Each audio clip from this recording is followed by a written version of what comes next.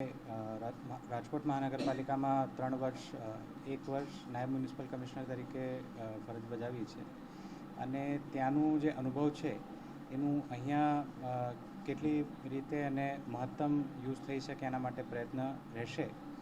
નગરપાલિકાથી મહાનગરપાલિકા બનવાની જે પ્રક્રિયા છે એમાં ઘણા બધા સ્ટેપ્સ હોય છે, ઘણા બધા એના પ્રોસેસીસ કરવા પડે છે.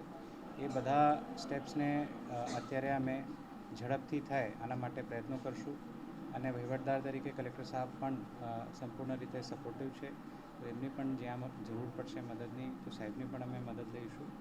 અને ઘણી બધી સેવાઓ છે જે અત્યારે નગરપાલિકા લેવલથી આપવામાં આવતી નથી પરંતુ મહાનગરપાલિકા લેવલમાં આપવામાં આવે છે. સાથે સાથ જે લોકોની અપેક્ષાઓ છે એ પણ મહાનગરપાલિકા પાસેથી વધુ હોય છે, તો કેવી રીતે સેવાઓનું સ્તર પણ જે મહાનગરપાલિકાની અપેક્ષાઓ લોકોની છે ત્યાં સુધી આપણે વધારી શકીએ એના માટે પણ અમે કાર્યરત રહીશું.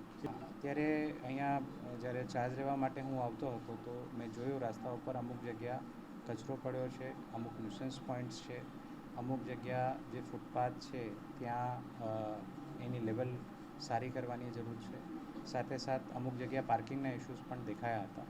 તો આ તમામ જે લોકો સાથે જોડાયેલા પ્રાથમિક મુદ્દાઓ છે, રોડના હોય, ગટરના હોય, પાણીના હોય, સ્વચ્છતાના હોય, એ તમામ પ્રાથમિકતાઓ રહેશે. અને જ્યારે આ સુવિધાઓનું લેવલ અમે જે લોકો માટે અપેક્ષિત લેવલ છે ત્યાં સુધી પહોંચી જશું, ત્યારબાદ જે અન્ય સેવાઓ છે એને કેવી રીતે વધારી શકીએ એના માટે કાર્યરત થશું. હવે જેમ મેં આપને કીધું કે આ એક પ્રક્રિયા છે, એ ત્વરિત થઈ જશે કે 1 દિવસ 2 દિવસમાં થઈ જશે, અઠવાડિયામાં થઈ જશે એવું નથી. એમાં સમય લાગશે અને એમાં રાજ્ય સરકારનો પણ સંપૂર્ણ સહયોગ આપણી પાસે છે. તો અમુક અધિકારીઓ છે જેમની નિમણૂક ઈધર સરકાર દ્વારા કરવામાં આવશે ઓર અમારા દ્વારા કરવાની થશે. આખું એક મહેકમ જે BPMC એક્ટ છે, બિકોઝ નગરપાલિકા એક્ટ અને જે મ્યુનિસિપલ કોર્પોરેશન એક્ટ છે એમાં ઘણા બધા ડિફરન્સીસ છે અને ઘણા બધા સ્ટાફની પણ રિક્વાયરમેન્ટ છે અને ઘણા બધા જે સપોર્ટિંગ સ્ટાફ એટલે ક્લાસ 3 અને ક્લાસ 2નું જે સ્ટાફ છે એની પણ કદાચ ભવિષ્યમાં નિમણૂક કરવાની રહેશે, તો જ અમે એ સ્તર ઉપર પહોંચી શકશું. તો એ માટે પણ પ્રોસેસ હવે ટૂંક સમયમાં કેવી રીતે થઈ શકે એ અમે ચાલુ કરીશું.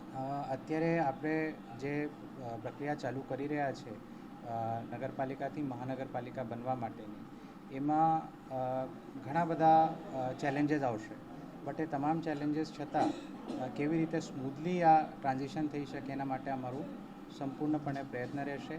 મને લોકો પાસેથી એ અપેક્ષા છે કે આપનો પણ સહકાર અમને આમાં જોશે, બિકોઝ ઘણીવાર દાખલા તરીકે સ્વચ્છતા જ્યારે જાળવવામાં ન આવતી હોય તો જે તંત્રની પ્રક્રિયા છે એના ભાગરૂપે આપનો અમને સહકાર જોશે. લોકો કોઈ સડક ઉપર જાહેરમાં ગંદકી ના કરે, થૂકે નહીં, એ બાબતે અમે પણ પ્રયત્ન કરશું, બટ આપને પણ સાથે સાથ અમારે ચાલવું પડશે, જેથી અમે મોરબીની જે સ્વચ્છતા છે, મોરબીની જે સુંદરતા છે એને નેક્સ્ટ લેવલ સુધી લઈ જઈ શકીએ. પહેલા દિવસે સૌથી પહેલાં તો જે મોરબી મહાનગરપાલિકાની ઓફિસ છે એનું નિરીક્ષણ કરશું, કયા કયા વિભાગ અત્યારે કાર્યરત છે અને કઈ કઈ સુવિધાઓ બેસિક છે જેને આપણે હજુ વધારવાની જરૂર છે. જે વિભિન્ન વિભાગના શાખાધિકારીઓ છે એમના સાથે પણ એક મિટિંગ કરશું અને એમની હાલની કાર્યવાહીની સમીક્ષા કર્યા બાદ કેવી રીતે આને આગળ વધારી શકીએ એના માટે પ્રયત્ન કરશું.